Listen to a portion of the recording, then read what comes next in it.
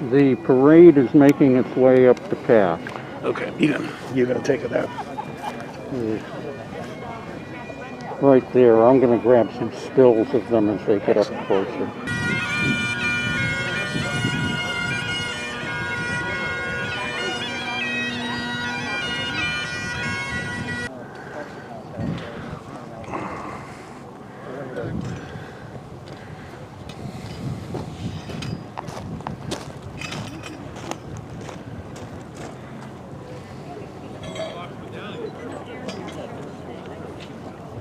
John Larson even showed up.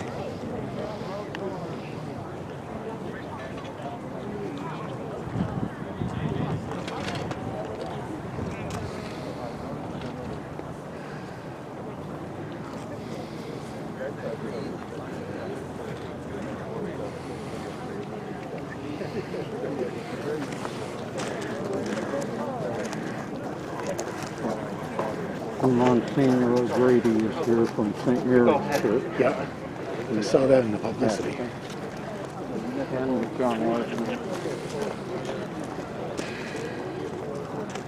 can't even see it. I gotta get into this stuff.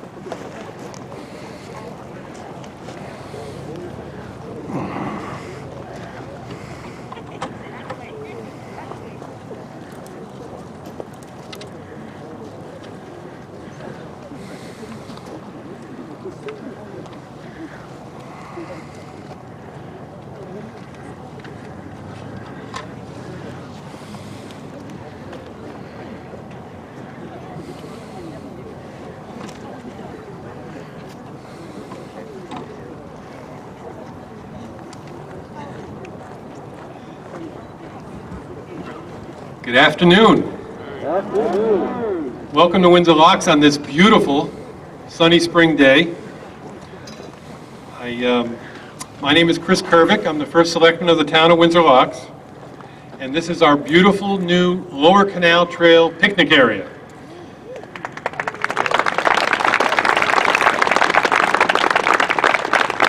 The Department of Energy and Economic Protection's Canal Trail State Park starts right here where the gate is. It goes a 4.5-mile trail up to Suffield and the guard lock on the Suffield end. And when they built the Montgomery Mill, the developers included this lovely public park for our use as a picnic area on this end. And this is the second year it's been open, and it's it's just a great resource. At this time, I would like to call forward Jennifer Jarvis, who will lead us in the national anthem.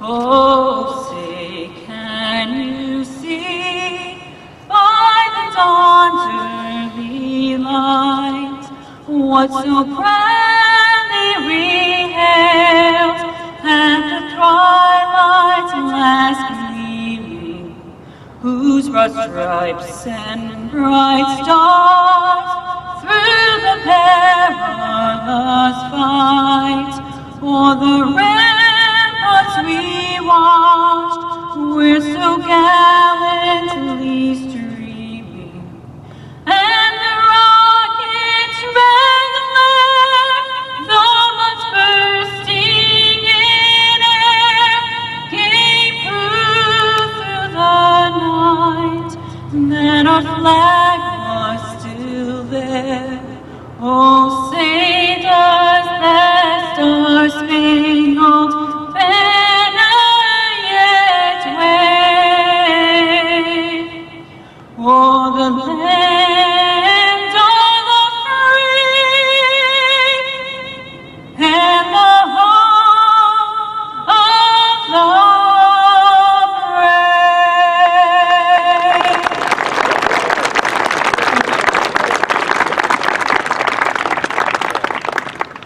And now, Windsor Locks Boy Scout Troop 263 is going to lead us in the Pledge of Allegiance. I pledge allegiance to the flag of the United States of America and to the republic for which it stands, one nation, under God, indivisible, with liberty and justice for all. Thank you. Our piper, Pat Whalen, will now perform the Irish national anthem.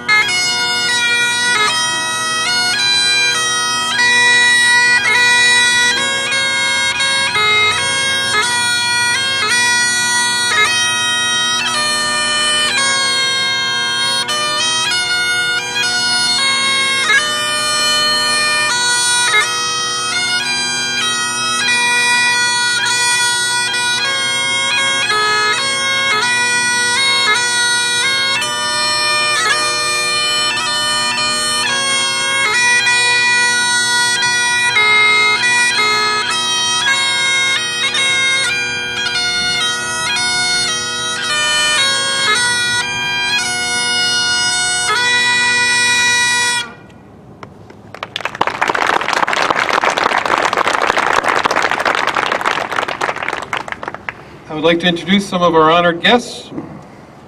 We have with us today the Selectman, the Town of Windsor Locks, Paul Harrington.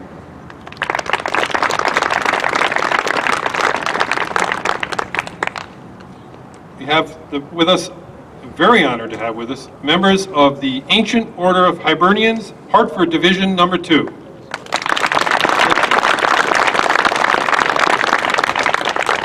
I believe we also have several members of the Irish American Home Society. Thank you for coming and joining us.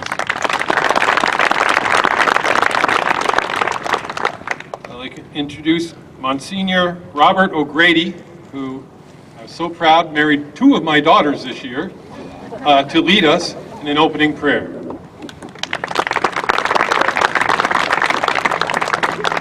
Thank you. And let us pray. Loving God, on this beautiful spring afternoon, we gather under the blue sky to celebrate the work of so many who worked on this canal. Many groups of ethnic people from across the sea carved from stone the walls of this canal. But especially today, we remember those 400 who came from the Emerald Isle. Whether it be from the Cliffs of Moher, the County of Cork, Galway Bay, the shipyards of Belfast, and the city of Dublin, they came here with a dream for hope and faith. We thank you for them and for their ingenuity and hard work. From here they raised and supported their families, gave us a great Irish tradition and a faith that contributed to the greatness of our new America. They asked for a new America that would be a shining light of freedom to all who came here. May their example and faith and courage inspire us to do the same and carry on their great strength and help us appreciate the freedoms we have today. May God bless them in eternity, and bless us who honor their memory. Bless Ireland, and above all our country. We ask this in your name, amen. Amen.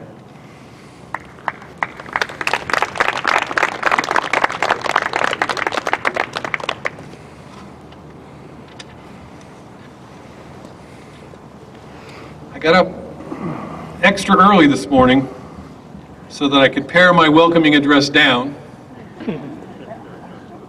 And in true tradition of an Irish politician, it got longer. But I'll move it along. Between 1827 and 1829, over 400 Irish immigrant laborers came to Windsor and Suffield to construct a canal bypassing the Connecticut River's treacherous Enfield Rapids. They begin right here. The ambitious project came at the beginning of America's canal building era, which began in 1825 and ended about 1845 when railroads made most canals obsolete. The Erie Canal from Albany to Buffalo is the mother of all American canals. The enthusiasm generated by the completion of the Erie resulted in a canal building boom around the nation.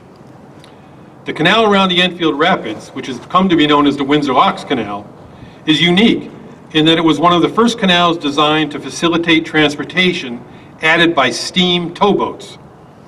The canal was designed with a dual purpose. In addition to improving navigation of the river, the canal was intended to serve as the backbone of a water-powered industrial center. There was a 30-foot drop between the water level at the south end of the canal and the water level in the river. While a system of 3 locks was used to raise boats into and out of the canal, The drop in water level provided potential energy to manufacturing establishments that sprung up between the canal and the river. In fact, you are now standing on the site of the Pearse and Brooks Paper Company, where Dudley Pearse from Galway became the first of many Irish papermakers to operate mills along the canal, taking advantage of the plentiful water power the canal provided. The mill was for a time the largest in the country and provided all of the newsprint for the New York Herald newspaper.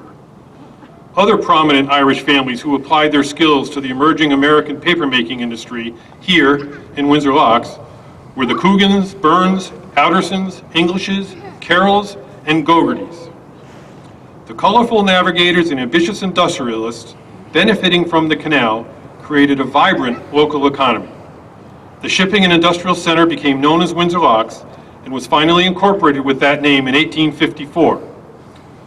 While it is unquestioned that the town of Windsor Locks owes its existence to the canal, it is also clear that the canal owes its existence to the unnatural confluence of two distinct ethnic and economic populations. On the one hand are the Anglo-American, Protestant, and prosperous Hartford businessmen who conceived, promoted, and financed the canal. On the other are the Irish, Catholic, and dirt-poor immigrants whose labor brought the concept into reality. The story of the former is well documented. The story of the latter is mostly unknown. Nellie Grace Abbey, a Connecticut River ship captain's daughter, recollected on the arrival of the more than 400-strong Irish labor force to the area in her 1897 article, Traffic on the Connecticut River Half a Century Ago. She wrote, "They came on rafts and in scow boats, often with their entire worldly goods knotted up in a red bandana, and many with not even that. They camped in the woods and cooked their food in the huge cauldrons used for melting tar.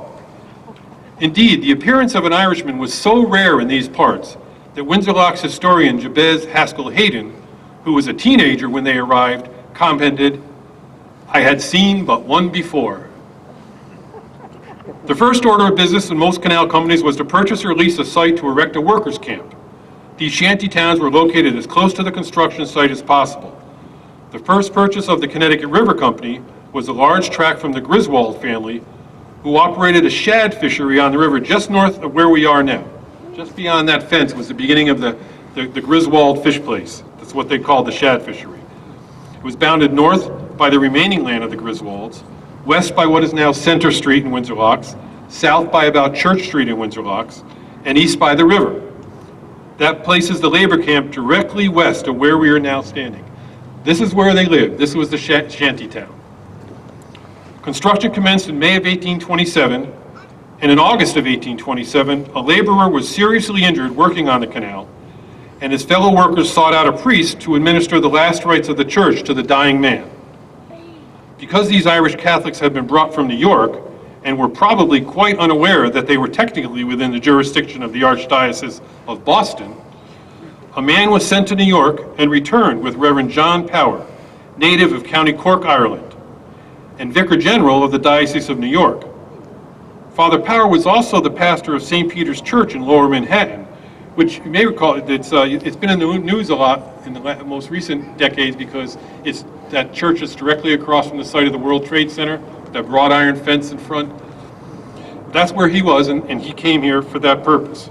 The trip was accomplished by boat because at that time there was already regular steamship service from New York to Hartford. As reported in the history of St. Peter's Parish, after performing his work of mercy, Reverend Power said Mass in an open field. Later historical accounts identify the site as an open field beside the river, under a canopy of trees, and near the head of the shad fishery. Such description places the site of the first Roman Catholic Mass north of Hartford in the vicinity of the workers' camp, most likely under the stand of pine trees that stood along the southern border of the Griswold land. The large structure, the brick structure at the back, which we locally call the castle, that was built after this time. The Griswold house is just beyond that. But on top of that hill, there was a line of pine trees that stood there for years, and even after the Windsor Locks chapter, the Hibernians had their annual picnics right there. At the urging of the canal workers, Father Power returned to Windsor Locks in October 1827, where he preached, said Mass, and conducted a short mission. The Catholics in the area went a year without spiritual guidance until Reverend R.D. Woodley was ordained in Boston and immediately assigned to the entire states of Rhode Island and Connecticut as his territory. Quite the parish, huh, Monsignor? Reverend Woodley, who traveled on horseback, made at least 3 visits to Hartford and to the canal during September 1828, May 1829, and July 1829. Several years ago, I visited the archives of the Archdiocese of Boston, where I discovered a leather-bound, handwritten ledger book that turned out to be the baptism records of Reverend R.D. Woodley from that area. I learned that on his 3 visits to visit the Irish laborers on the canal, in 1828 and 1829, he baptized 15 infant children of canal workers. This confirmed that at least some of the workers came with families, and that jived with historical accounts of life in other canal laborer camps where women were hired to cook and clean communally. But think about the difficulty of babies being born into such harsh conditions. The infant mortality rate for the general population of Connecticut was about 50% in the 1820s. The death rate for the children of immigrant laborers living in rudimentary shanties must have been even higher. It is almost a certainty that some of these canal area babies did not survive their time in Windsor Locks. Statistical compilations from other canal construction projects of the era paint a grim picture of canal life. Worker deaths from disease and occupational hazards were commonplace. Laborers were paid a premium for blasting away rock, although they did not need to prove any expertise in that skill, which led to many tragic deaths and maimings. Cholera was a particularly deadly menace.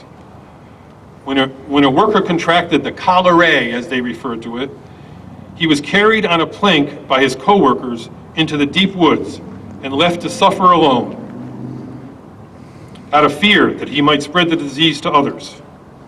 There are stories from other canal camps of laborers lying in their shanties on dark and quiet nights, helplessly listening to the mournful cries of their afflicted comrades. In one case, during the construction of the Wabash and Erie Canal through Huntington County, Indiana, it is estimated that 1 worker died for every 6 feet of canal completed. Although such reports may be exaggerations, even if workers died at 1/100th of that rate, the 5.5-mile Windsor Locks Canal would have experienced nearly 50 worker deaths. So this begs the question, where are the remains of these poor souls buried? A recent discovery sheds some light on this mystery.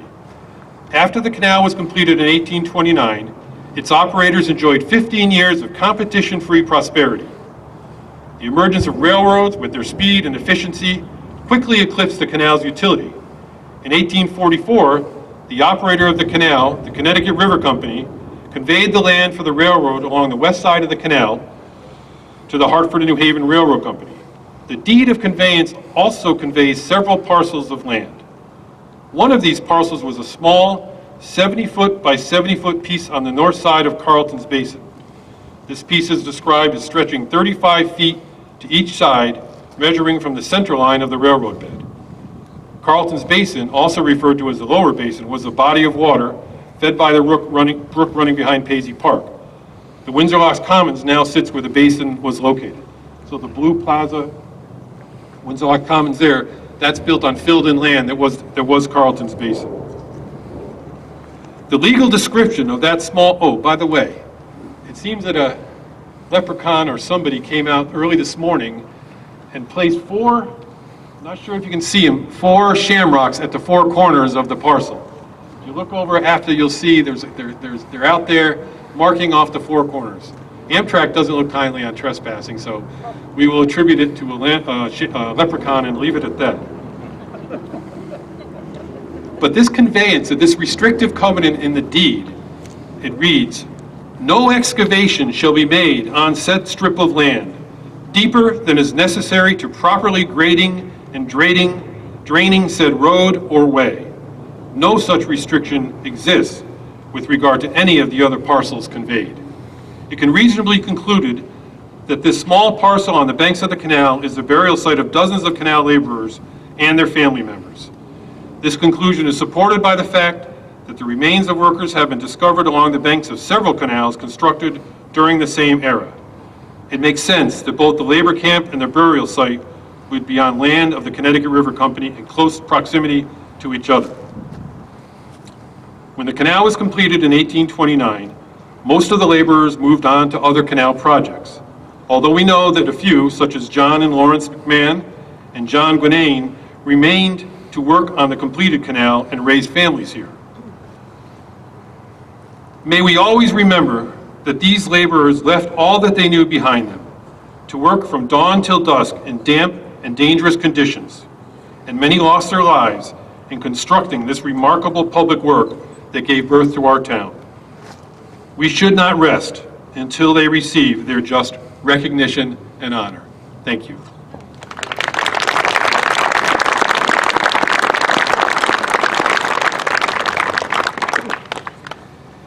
At this time, I just want to take a brief moment to recognize a big loss to the state of Connecticut. Yesterday, long-term Deputy Commissioner of the Department of Motor Vehicle, and then in his retirement, long-term member of the long-term Connecticut Senator, and most recently, valued member of Congressman John Larson's staff, Billy Ciotto, passed away. And we just have a quick moment of silence for one of the consummate public servants in our lifetime.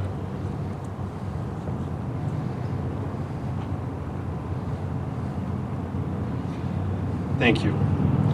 And at this time, it is my great pleasure to introduce representing Connecticut's first United States Congressional District, United States Congressman John Larson. Thank you, Your Honor. What a gorgeous and beautiful day.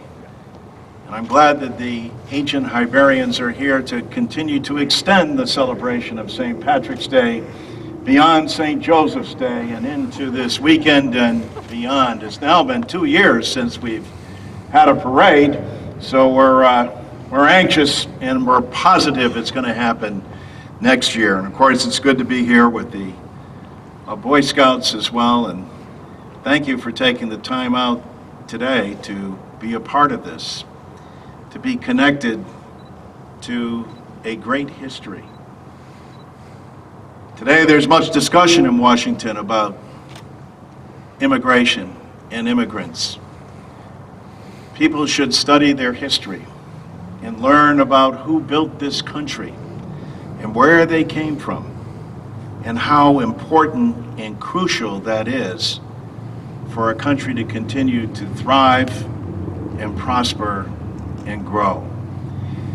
So good to be here with you, Your Honor, and thank you. That was an excellent speech and tour de force of the history that took place here.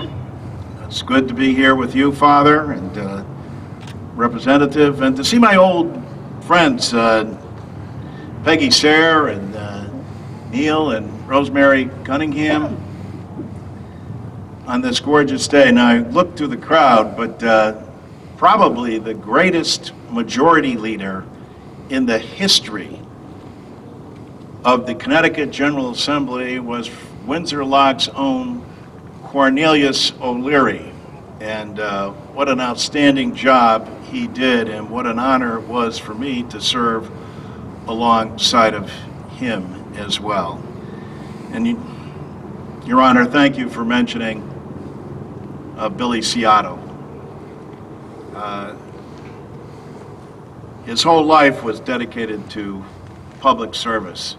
And one of the things he was most proud of was the fact, John Galvin and I were talking about this earlier, that he was named Honorary Irishman of the Year. Now, there's somewhat of a breach of justice there, but he did marry up, as we would say. He married an Irish gal, Jeannie, and the whole family, and all of our hearts go out to them today as we lost a giant. But that's why history is so important. That's why gatherings like this make all the difference in the world. And to see a community come out here on this gorgeous day and to celebrate what your forebearers did, what 400 people were able to do to come over here in 1827. Remarkable. And how much we owe to those previous generations for their dedication, their foresight, and their work. And here we are today, in the greatest country in the world, able to celebrate that. My grandfather, Nolan, would remind us as we'd sit around the dinner table, and my father would say, when we'd ask him about, what nationality we were, he says, well, you're part Swedish, you're part French, American, Indian, and my grandfather would look over his glasses and say, just remember one thing, the drop that saved you was Irish. And so with that, thank you all for coming out today. Thank you, Chris, for this great program. Deeply appreciate being here. God bless you. God bless America.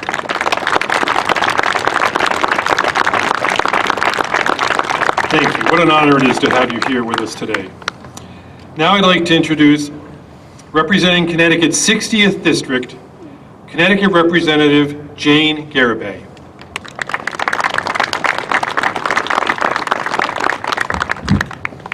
Thank you. As they were speaking, I was checking off the points on my speech that have already been said. But the thing that comes to mind, I do come from, my great-grandmother came over. Her last name was Scanlon. She was from Ina Steinman in Galway, and my grandmother was born here, and we grew up with a lot of Irish traditions. When I was preparing for today, and what I've really gotten to know from the people of Windsor Locks, is that you are the descendants, many of you, from those that came before you. And because of that, you have that quality of community, of caring for your neighbors, of being fighters, of staying in it, and most important, I see the vision that you have for your town, and of that I congratulate you. Very hardworking and community driven, and I want to thank you for the honor of being here with you today to celebrate. Thank you.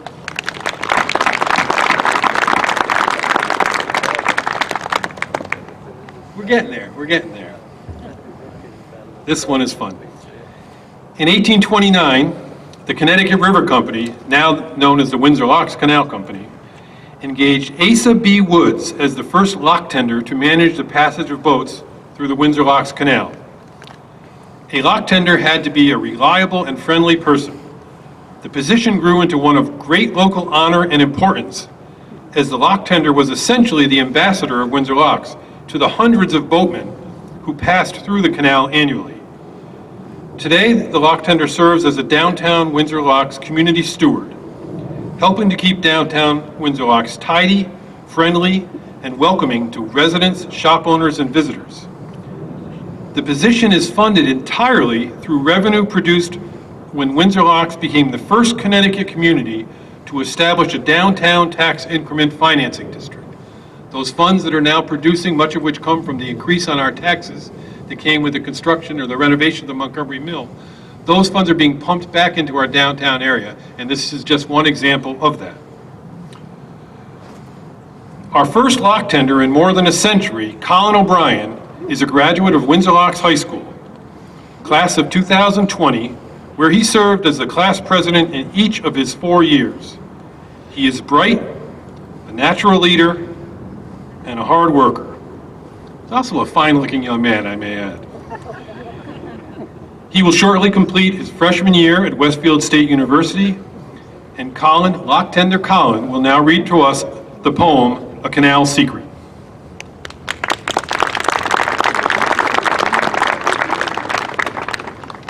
Thank you, Mr. Kervick, and thank you everybody for being here. Today I'm going to read a poem titled, A Canal Secret. The New England heart, from Barnet, Vermont, to Saybrook and Lyme on the Sound, could thrive on a trade if a route could be made and a path to prosperity found. The Connecticut River, the goods could deliver, a route on which all could depend. But sailing sloops stalled at the base of the falls by Enfield, where rapids descend. The Great Erie proved that earth could be moved and a way around trouble be built, while a steamer could ease, independent of breeze, through rough current and keel-catching silt. But the Erie's designed for a mule-pulling line, not a steamship. The banks would sure break, so the engineers planned a bank to withstand the wash from a fast steamer's wake. Bring Irish along, they'll work for a song, wield a pick and a shovel all day. So came Aaron's Pour, 400 or more, Fitzpatrick, McNeil, and O'Shea. They dug as a team, the work brutal and mean, blasting rock, often mired in clay. Wet and malnourished, dread disease quickly flourished. They died where they worked every day. When work was complete, merchants toasted defeat, and the Connecticut Valley gave thanks. Now the secret be told, why the levee did hold. 'Twas the Irish entombed in its banks. Thank you.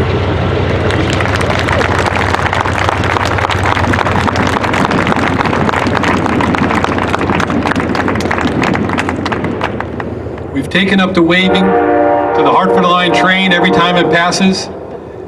The arrival of a commuter rail line to downtown Windsor Locks is one of the biggest things that's happened to this town since Bradley Airport, Route 91, and the canal itself.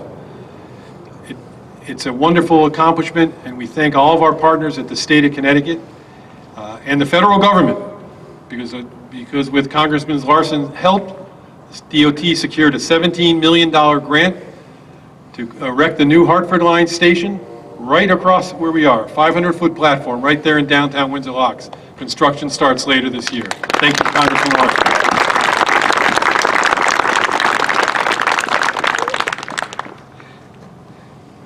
We're going to conclude with the laying of the memorial wreath, but I want to just invite everyone after who's around, if you're seeking some refreshment, I have two recommendations.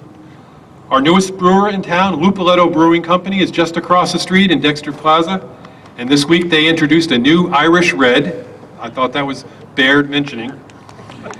And also the Hungry Rhino, if you came through 91, it's just by the entrance to Route 91 back. They also pour a very nice Guinness there. I just thought you might point that out as well. So at this point, I'm going to turn it over to the Ancient Order of Hibernians, Hartford Division number 2. There will be a musical accompaniment by Pat Whalen for the setting of a memorial wreath.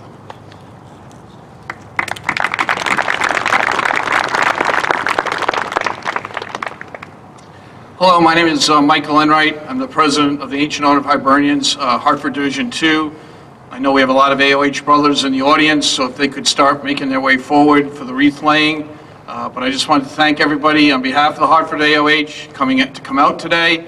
I especially am very, very grateful to Brother Rich Thompson, who comes to us. He's on our National Board of Directors. The New England region came down from Boston today. Brother, we really appreciate you being here today. The National AOH recognized that in this second year of no parades, it was very, very important to still get together and honor different Irish historical sites around the country. And we started looking around the greater Hartford area, and there were some well-known choices like the Bobby Sands Memorial in Hartford. But I found out a little bit about this site in Windsor Locks, which candidly I had no idea about, and I don't think too many people did. And that's a shame. So we gather here today to remember the people, the souls that are in that cemetery. And Hartford AOH is committed to doing this ceremony every year, and also, whether it be next year or the year after, we will have proper signage, a proper memorial to remember those souls. So thank you all for coming today, and the brothers of AOH, and I invite our friends that spoke to join us, and if you want to come a little forward to lay a wreath and remember the souls that are across the canal.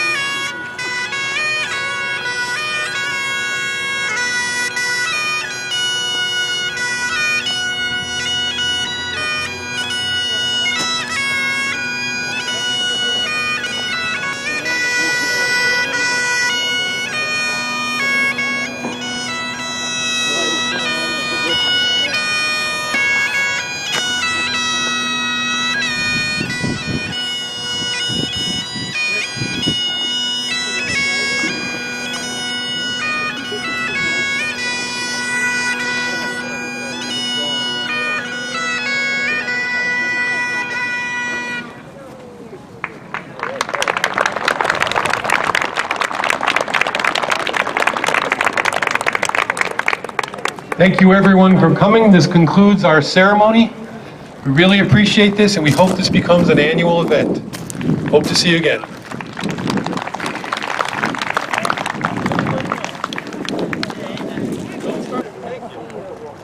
First time a Boston guy ever stepped aside. My mother raised me right.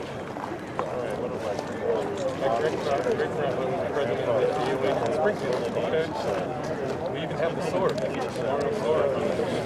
Oh, you're right.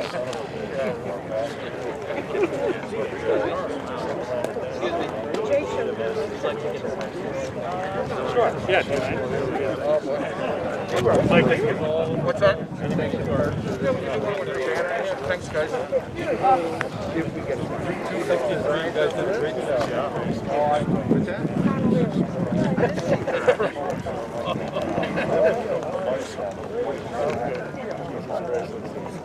Congressman, you sure don't have time for one Irish red? Well, they got outside seating. They got their outside seating set up. Don't even have to go inside. An eighth of a click down the street on the right side.